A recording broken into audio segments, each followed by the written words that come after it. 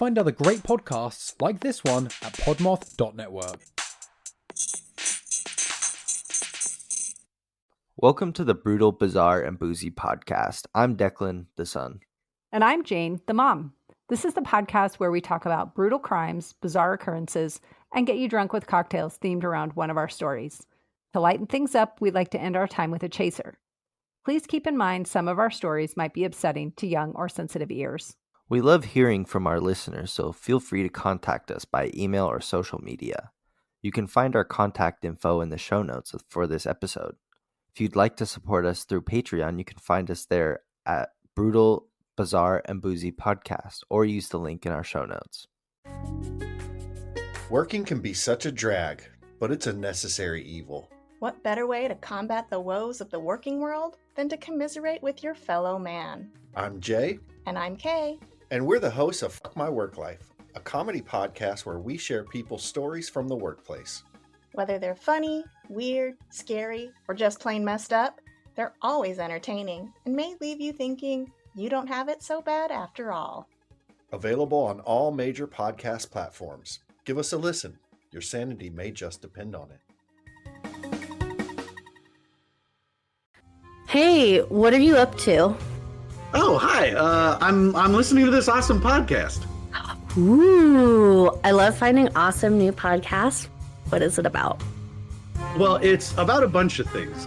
Sometimes history, sometimes hauntings, sometimes it's spooky, and sometimes it's funny, but it's always interesting. Ooh, okay, that sounds great. What's special about it? Well, each week, Celine picks a topic and reads it, and Wait, what? Matt creates a pairing of a treat and a drink to go with this peculiar tale. Wait.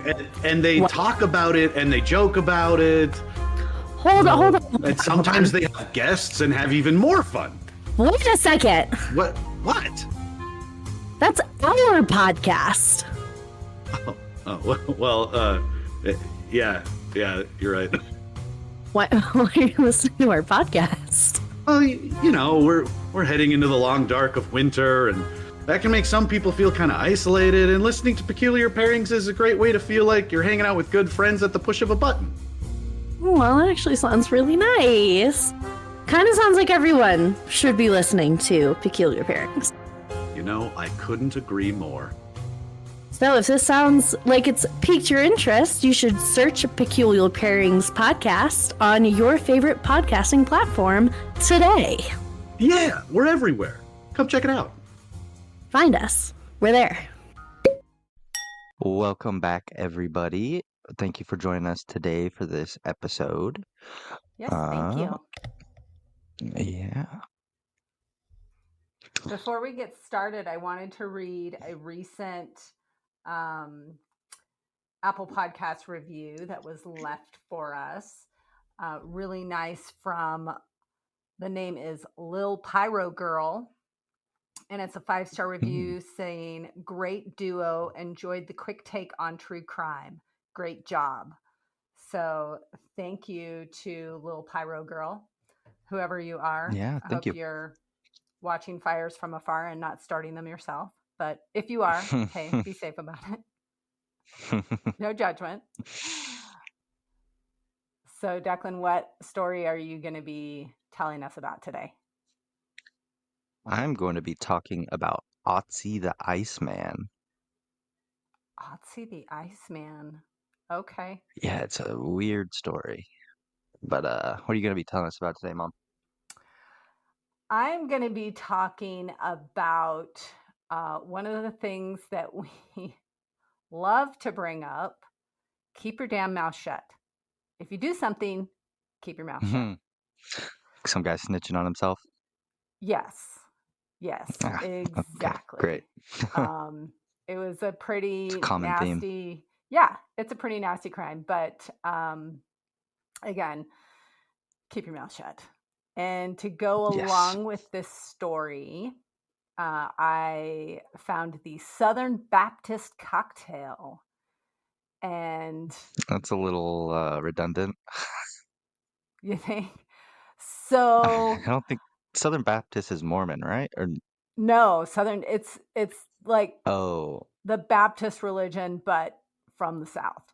And Okay. the So only never mind. They can reason, drink alcohol. Okay. yes, the only reason I chose this drink was because Baptist was in the name. Okay. It's not set in the South. It's actually set in Ireland. But I thought that the drink would be good, so that's why we're trying it. So the Southern Sweet. Baptist cocktail is made of 2 ounces of rye whiskey, 3/4 of an ounce of fresh ginger syrup, 1 ounce of lime juice, and then garnished with a lime wheel or a lime twist. The instructions are you make the ginger syrup fresh, which I followed the instructions and it was the weirdest method I had ever seen. So you take 1.5 ounces of fresh ginger root peeled, and you have 2 tablespoons of syrup. And in the ginger, for the ginger syrup, you slice up the ginger root into chunks, place it in a mixing glass, and you muddle it to extract the juice. It took a lot of ginger root. I got a pretty big chunk. I didn't weigh it out. I thought it was too much, and then I barely made enough. But you muddle it out, then you strain out the juice, and then combine 1/2 ounce of juice, which was barely all I got, with 2 tablespoons of sugar, and you mix it very well. And then for the cocktail, you combine the whiskey, ginger syrup, lime juice, and a cocktail shaker with ice. Shake well to combine, strain into a coupe glass, and garnish as desired. There's got to be an easier way to make a ginger syrup. Just saying. Maybe if I had a juicer, it probably would have been easier and I would have gotten more. I felt like it was really Lackluster. and it barely got any juice out, but it was super concentrated. So maybe that's why it's done this way. So, are you ready to give this Southern Baptist cocktail a drink? We'll sample it. Sure. I definitely smell the whiskey.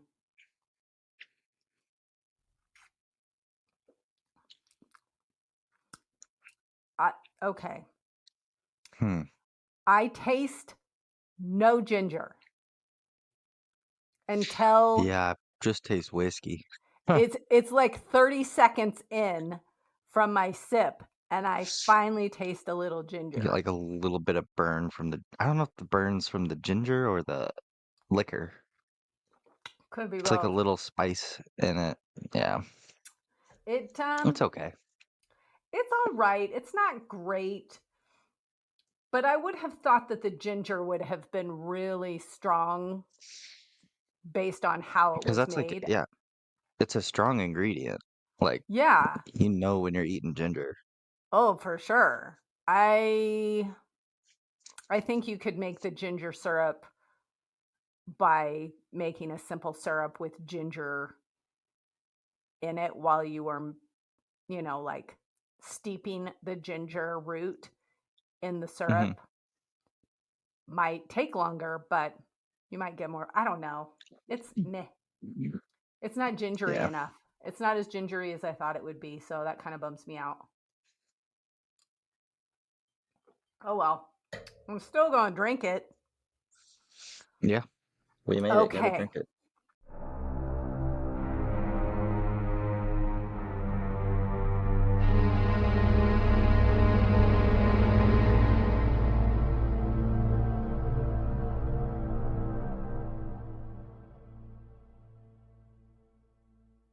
So, this is actually Northern Ireland.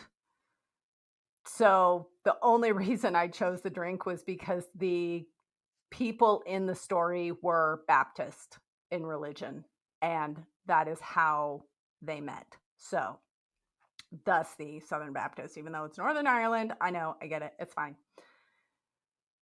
So, on May 19th, 1991, police in Castle Rock, a little town in Northern Ireland, found a male and female inside of a fume-filled car.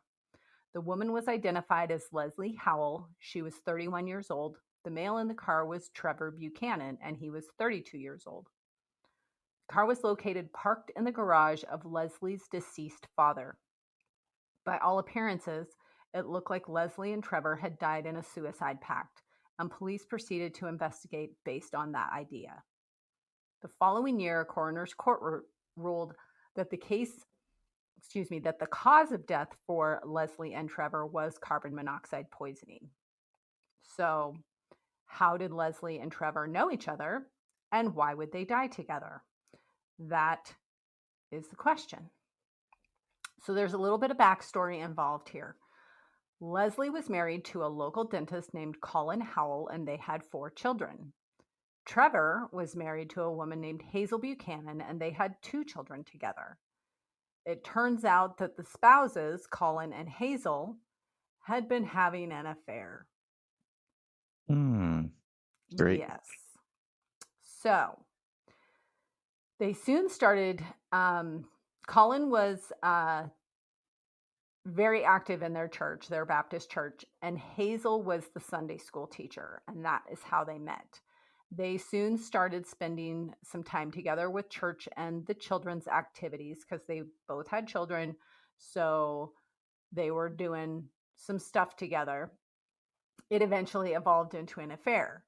Unfortunately, the affair didn't go unnoticed, though, and Leslie became concerned with Colin and Hazel spending so much time together. She confided her fears to their pastor, who looked into the issue. Initially, both Colin and Hazel denied the affair, but the truth did come out eventually. They were both like, no, we're not doing anything.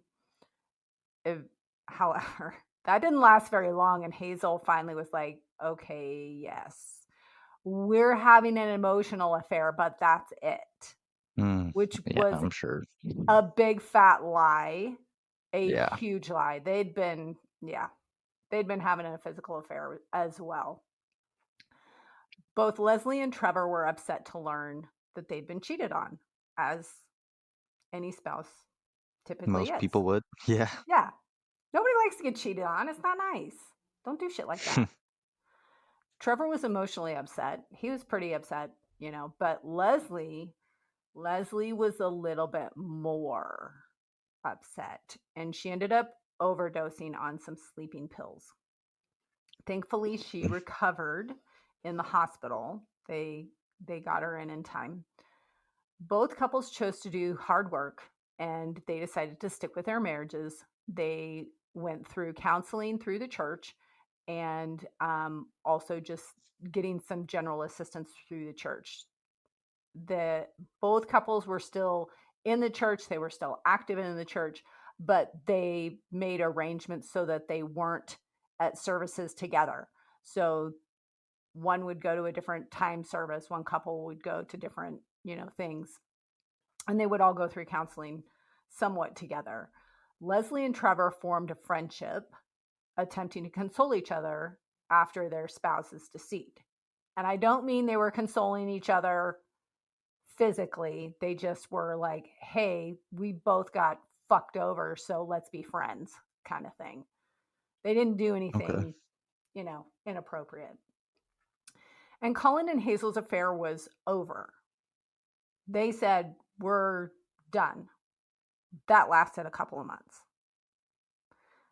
The following spring of 1991, it was back on. Leslie had some concerns about Colin cheating again after she had found condoms in his gym bag. That's a red flag for her. Yeah, that's not typical workout equipment. Could you even imagine? Oh, yeah, got to put some condoms on when I go run on the treadmill and do some bench press, some squats. It's like those wrestlers that wear garbage bags to lose water weight. Yeah, for sure. Yeah. For sure. So because she was upset, she turned to drinking and the sleeping pills again. She was also worried about her safety and told a friend about a scary incident between her and Colin. One night, Leslie and Colin were arguing about the affair, and she was preparing to take a bath. She brought in a tape player to listen to music, but Colin warned her that the player might fall in the tub. You know, it's a considerate thing to think about. However, it was not considerate that he dangled the cord in front of her and dropped it on the floor in a menacing way. Like, he was like, this is going to fall in, and gave her a shitty look and then dropped the cord, like, see what could happen to you. So it made her nervous, and she told a friend, like, fearing something that might happen to her, she told a friend about the incident, stating, quote, "I'm telling you this in case anything happens to me," end quote. That's never good. No, I think if I were worried about someone to the point where I had to tell a friend, hey, this is scary to me, in case something happens, I would make sure that nothing happened and I would leave the situation and hope that leaving the situation was enough. Just a few weeks later, it was not enough. Things took a bad turn. On the morning of May 19th, 1991, Colin called a friend from church explaining that he couldn't find Leslie. He asked for help looking for her. Leslie and Trevor were found deceased in the car parked in her dad's garage.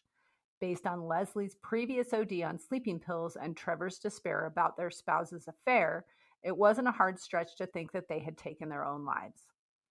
Investigators proceeded with this theory, and it was ruled as such. Colin and Hazel went on with their lives after the death of their spouses.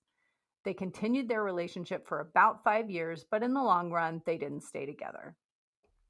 Each went on to marry other people. Nearly 20 years later, the truth of what happened to Leslie and Trevor was finally revealed in a very shocking way. This is where we get to the keep your damn mouth shut. But he did it to himself. I'll say that. Okay. In early 2009, after having some bad things happen to him financially and the unexpected death of his son, Colin felt that he was being punished by God for the bad things that he had done. In an effort to clear his conscience and hopefully alleviate his religious punishment, because he thought God was punishing him, he confessed many sins to the elders in his church. He mentioned the many times that he had cheated on his current wife. He discussed how he had lost a small fortune in a get-rich-quick scheme.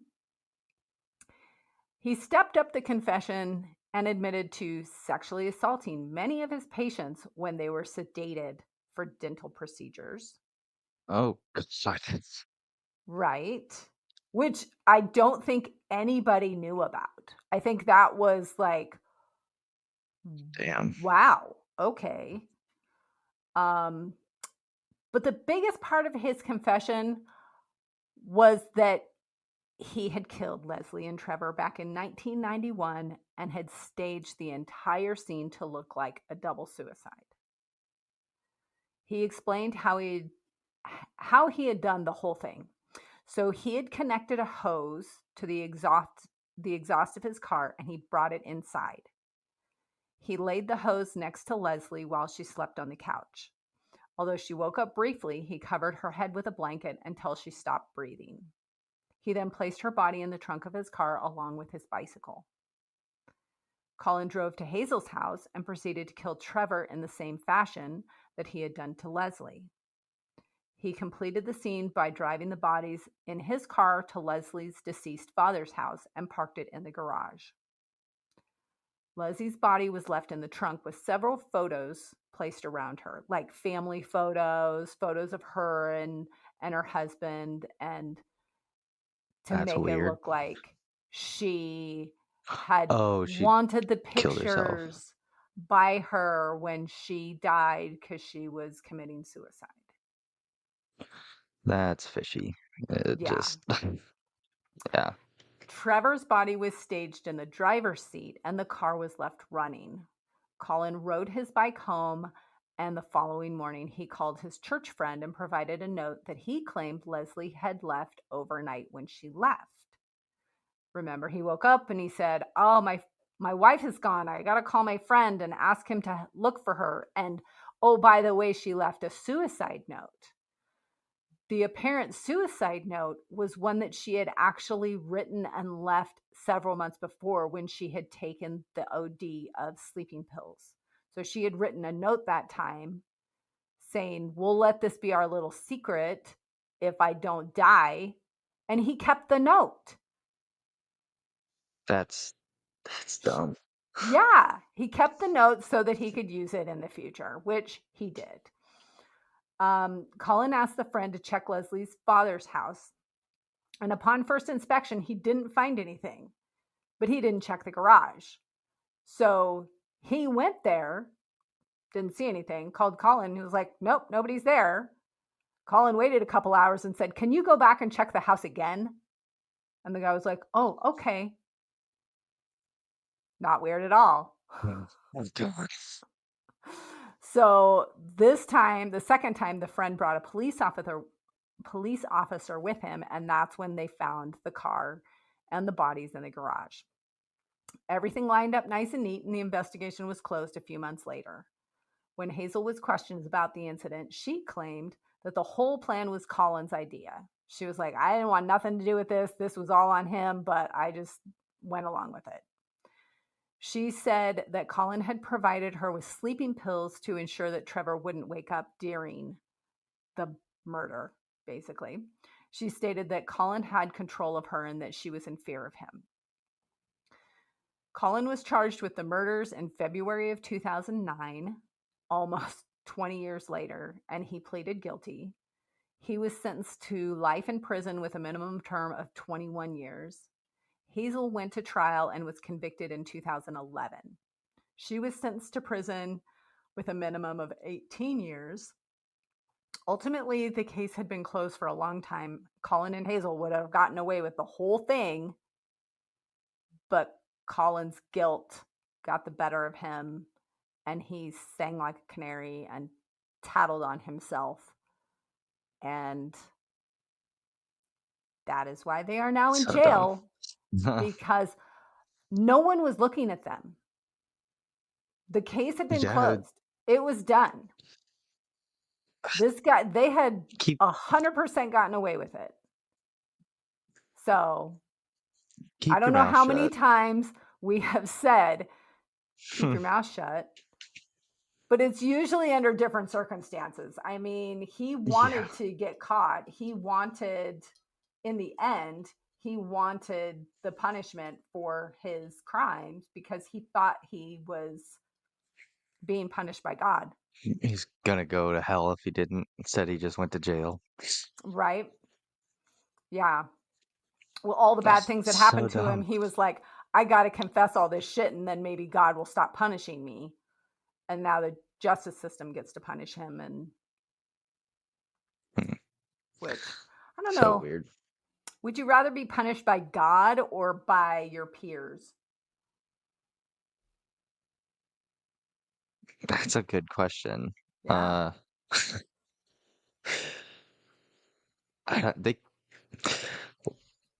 Depending on what state you're in, you could be killed for it. So I don't think I'd rather be judged by God. That's a good point. However, I feel like God would hold a grudge longer. You know, he would continually punish you. It's been around for a long ass time. He'd probably got other things to worry about than me. Yeah, but maybe he'll forget. Maybe Colin was thinking, if I don't confess, this punishment will go on forever. But now he's like, okay, I confess, so I'm gonna get 21 years of punishment at the minimum. I don't know. I don't know. That's a weird story. It is.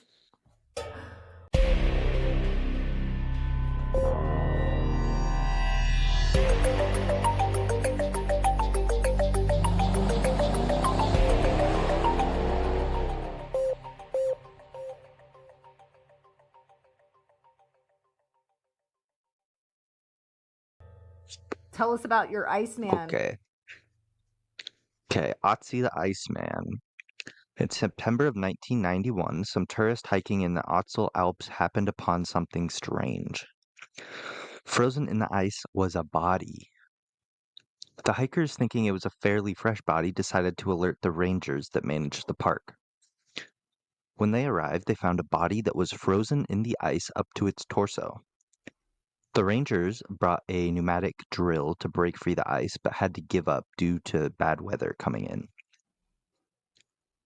Several days after the discovery of the body and several artifacts around the body, they were all removed off the mountain. Everything was transported back to a medical examiner in Isenbrook. The medical examiner who received the body checked it out for a few days, but was stumped. This body was unlike anything he had ever seen before. He reached out to the University of Isenbrook, where archaeologist Conrad Spindler was located. Spindler arrived at the medical examiner's office where he inspected the body. And after some time, he determined that this body was roughly 4,000 years old based on an axe that was unearthed with the body. Holy cow. Yeah. That's definitely not a new. Wow. No. Yeah. Oh my Some gosh. tissue samples were taken, and it was determined that the remains belonged to someone who had lived between 3,359 and 3,105 BC. So this is crap. almost 5,000 years old. Ooh. They decided to name this body Ötzi because it was discovered in the Ötztal Alps. After some extensive research, it was determined that Ötzi was a 45-year-old male who was about 5'3" and 110 pounds. High levels of both copper particles and arsenic were found in Ötzi's hair. This, along with Ötzi's copper axe blade, which was 99.7% pure copper, had led Wow. scientists to speculate that Ötzi was involved in copper smelting. One of his fingernails showed 3 bow lines, which indicated he was sick 3 times in the 6 months before he died. And like bow lines, Oh. I'd never heard of this before, but they're like ridges in the fingernail going horizontally. Yeah. I didn't know that. Yeah. Ötzi. Fingernails can show a lot about your health, whether they're horizontal or vertical ridges through the line. It can definitely show a lot about your health, and especially like poisoning and things like that. Like that would probably the arsenic probably didn't help with that. Yeah. Yeah. Ötzi had a total of 61 tattoos consisting of 19 groups of black lines. Really? Holy Yeah, they had tattoos crap. back then. Wow. I would have never thought. Yeah. Ötzi wore a cloak made of woven grass and a coat, a belt, and a pair of leggings, a loincloth, and shoes, all made of leather of different skins. The shoes were waterproof and wide, seemingly designed for walking across the snow. In 2001, 10 years after his discovery, X-ray images showed a broken-off arrow lodged in his shoulder. This led scientists to believe that Ötzi was attacked, and this led to his death. Yeah. It's not like he was just walking and fell over. Right, and just like fell into a crevasse and died or something. So with this discovery, scientists took some DNA samples from his equipment, and that showed the DNA of 4 different people, which helped scientists determine that Ötzi had probably killed 2 people before he was shot with the arrow.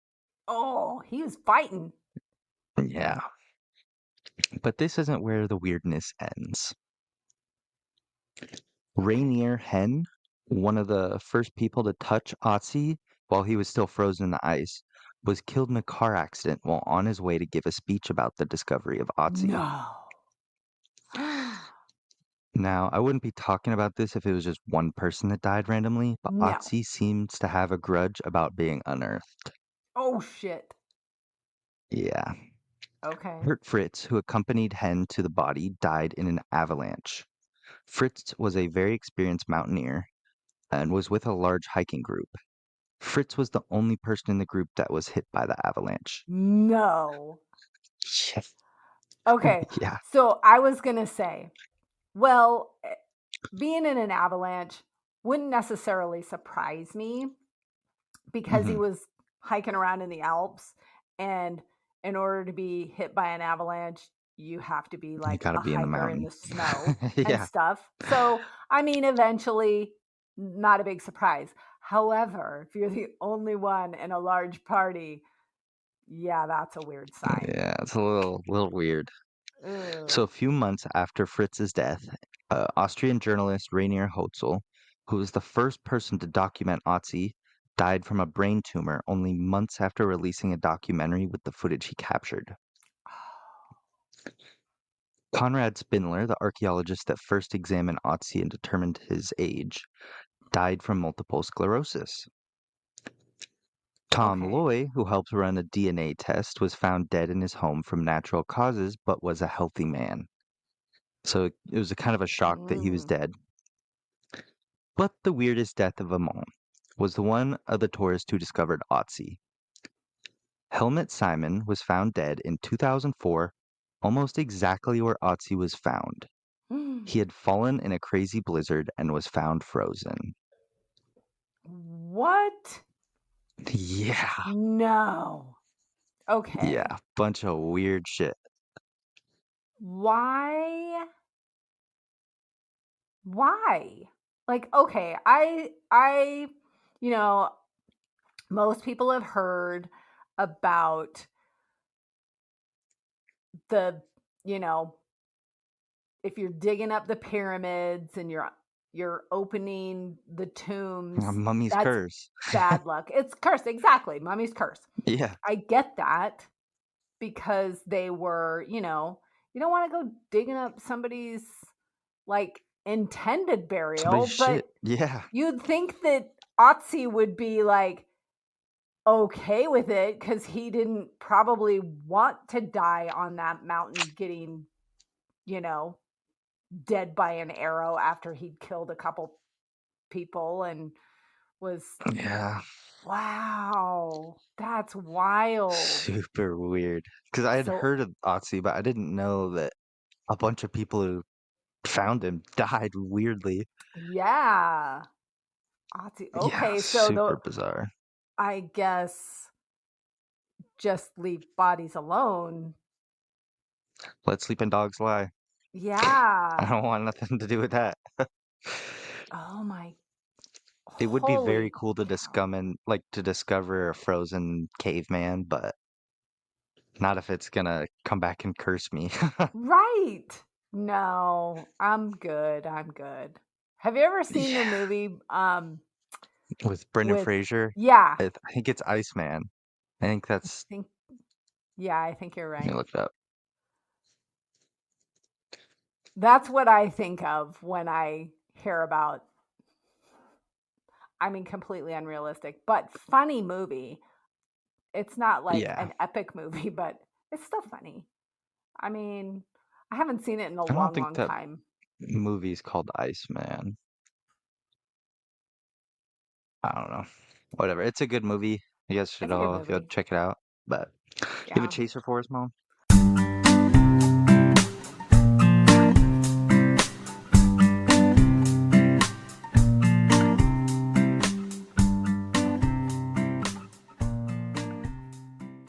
I do have a chaser, and my chaser is an Instagram account called Passenger Shaming. Have you seen it or heard about it? Mm-mm.